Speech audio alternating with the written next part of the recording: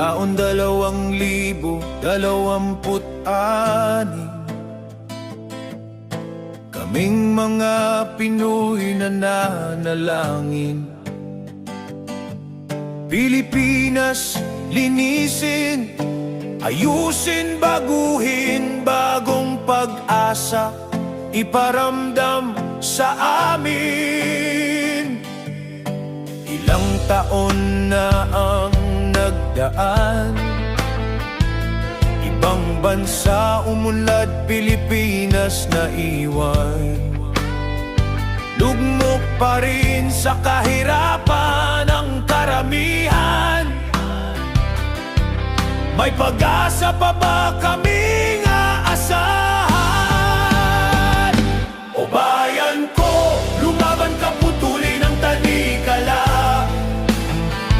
Pilipinas kung mahal, ikaw ay kumawala.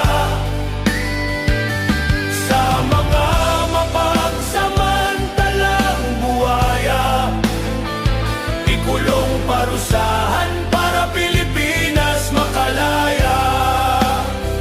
Lagi na lang ganito buhay ng mga Pilipino. Ilang taon man lumilipas, di na natututo. Ilang beses nang niloloko ng mga namumuno, di naman